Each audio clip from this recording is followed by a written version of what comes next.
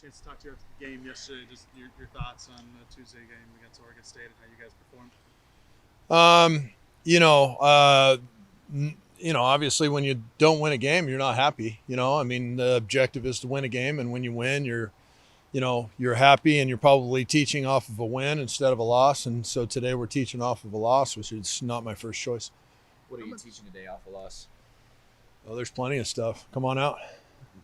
Yeah. How much do you pay attention to, I guess, for lack of a better phrase, or like your RPI and where you stand in that, your strength schedule, and then if you're hosting or in line to host? Don't worry about that stuff. I worry about today. How are we going to improve today? What are we going to address today? That's going to be the things that you can tighten up on a daily basis are going to be the things that can help you in a big picture scheme. So the things that you're talking about are great. They're meaningful for committees and fan bases and stuff like that. And the way that we strengthen our what you're talking about is a resume. The way you strengthen resumes, you tighten up details that are allowing you to either be successful or unsuccessful. And then when you tighten those things up, it should allow you to have a better resume. That's the way we look at it. Drew Callie's hit 5 home runs in the last, I think, 6 games. Where do you think this power surge has come from for him?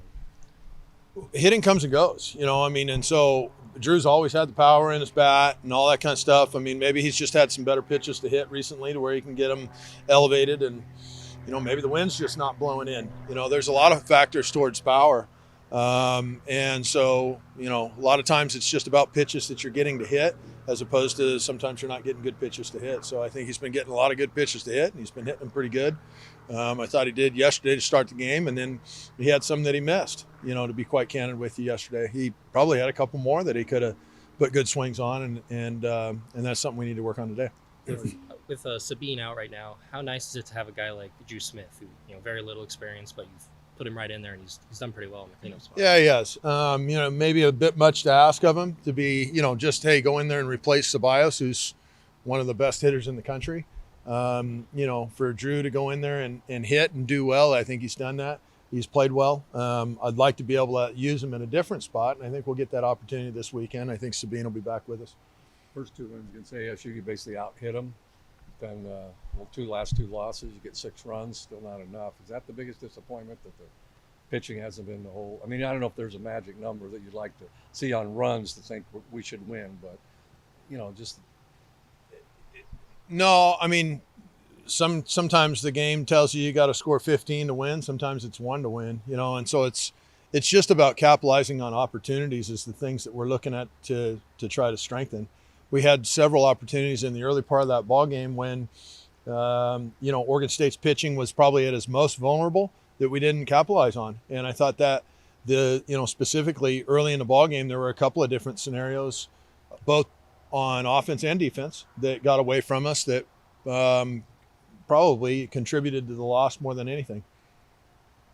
You guys have Jay Stoffel and Drew Callie sweep the Pac-12 awards. I think it's the 4th time you guys have won Pitcher of the Week, and 2nd or 3rd that you've won Hitter of the Week. Just what does it say about your program to have those guys be able to go out there and sweep on a given basis? I mean, it's awesome. And individual accomplishments are fantastic. I'm thrilled for those guys, as a program to have either 6 or 7. I think it's 7 Conference Player of the Week so far.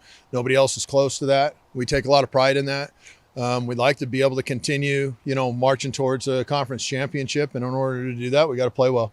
And so, obviously those individual awards that the Pac-12 has recognized with some of our players are indicators that they're having great individual weeks. And usually they're not going to give those awards to teams that don't win 2 out of 3 in a series or sweep a series. And so for us to win all those awards, I think it's fantastic. Keep it coming. I'd like that. For Ceballos, you expect to see him this weekend, or is he? Yeah. Mm-hmm. And for another injury question, real quick, Isaac Ayon, I think we've asked you a couple times about him. Is there any update on his injury status? Yeah, he's day-to-day.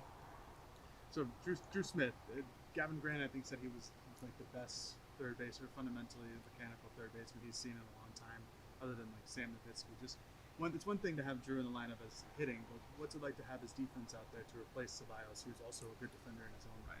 Yeah, those guys, you'd probably need a couple of seasons of data to figure out which guy's actually better than the other guy on defense. They're both very, very good. Sabine and Drew do it different ways. Sabine plays a little bit more with a Latin flash to him, a lot more plays on the run. throwing off balance, and he's very accurate in doing those kind of things. Drew does it a little bit just traditional, I'd call it, and both of them are really, really good in how they do it. I think if you try to coach Ceballos into being more traditional, you'd probably break him. And I think if you try to coach, Drew Smith more into playing like Ceballos, you'd probably break him the other way. And so it's just different styles work for both players, and they're both really good. We're blessed to have them. For your Sunday starter, I'm not going to ask who it is, but the last couple of weeks you've had Grabman and then basically a bullpen game after that. Are you happy with how that's gone the last few weeks? Oh, I'd rather win than lose. So, I'd rather when we're winning, I'm happier than when we're losing. And luckily this year we've won a whole heck of a lot more than we've lost. And so, I'm pleased with where the team's at, but we're always striving to win more and to improve these guys, right? Has there been any thought to maybe extend Grabman's innings going forward with him doing pretty well the last few times? Yeah, when a guy gets taken out, it's, there's usually, it isn't that put it this way, I don't like taking guys out of games when they're throwing no-hitters. So if we're taking a guy out when he's throwing a no-hitter, then there's probably a reason for that. He's either fatigued or he's not built up or whatever it may be. And so we're not just taking guys out of situations and games because somebody else is getting more scholarship money or something stupid like that. That ain't it. We're trying to win a game, and at the same point in time, we're always having mind's eye for keeping guys healthy and doing the right thing for them, because we're not just going to put our desire to win a game over the health of a student athlete. That wouldn't be right. With Stoffel, he's now just the third Oregon pitcher to ever win Pac-12 Pitcher of the Week 3 times in a season. I know we've asked you about him a bunch of times, but how nice is it to see him really thrive and settle in as the Friday guy? Really good. With Peterson and Alstrom, I hope he breaks that record to where, he can get 4 and those guys are looking up to him, because they can't get 4 now with where they're at in pro ball. Looking at USC, who lost 4 straight, they play Fullerton tonight. Just what have you seen from them overall in the season as, kind of a surprise contender in the Pac-12? Coach Stankwitz, he's a great coach. Well-coached team. They play with a lot of energy, and they play fundamental baseball is what we've seen. They've got some guys that are having very, very good years. They've got a leadoff guy that's, I think, leading the country in triples right now and plays on the football team for USC. He's really, really fast. And they've got some other guys that are just really, really good baseball players. And I know Coach Stankwitz is going to maximize whatever talent he has. What have you seen from Aoki and Soderstrom, who are kind of like their Saturday, Sunday guys that kind of switch around a little bit? Yeah, they pitched really well. Those guys are Seth Etherton is their pitching coach. He's got a lot of Trojan pride. He pitched for USC, does a nice job. Those guys just pitch. They command their pitches. As a staff, I think one stereotype you can give them is the fact they're not afraid to pitch in. They throw changeups effectively, and they've been able to keep the scores down because they've been able to really pound the zone, and so they look like a well-trained team. It's going up with this ASU series victory that you guys had. Going into the series, Arizona State was 1 or 2 in the conference in all the offensive categories. You guys shut them down for the most part on offense, but then outscore them. Just what does it say about your team to be able to kind of play both ways and do so well offensively? You got to be able to win in a lot of different ways, and maybe one of the things that I was least impressed with yesterday was the fact that we weren't willing to win in the ways that we had opportunities to win in. For whatever reason, and we were last weekend versus Arizona State, and we have for the most part this weekend, or for the most part this year. And so I want to be able to win in a lot of different ways. A lot of times that requires a lot of unselfish play and very confident play, almost to a point of being overly arrogant with some of the things we ask our guys to do sometimes. But it's okay. That's what we'd like them to do, and we feel as though that's going to give them their best chance to succeed offensively the best. The DH spot, since Hellman went down, has kind of been a little bit of a revolving door, just with Arrows and Smith, and occasionally Riku in there. Just what have you seen from Anson Arrows at that DH spot to come in and give you guys a couple hits every once in a while? Well, Anson's a little bit been hit and miss. He got out of the gates hot. I think he hit a home run one side of the plate and got a clutch base hit at the Cal series from the left-hand side of the plate. And he came out of the gates hot. He kind of tapered after that. And so, the consistency, I guess, is what you're asking of not only him, but the others we put in at the DH spot.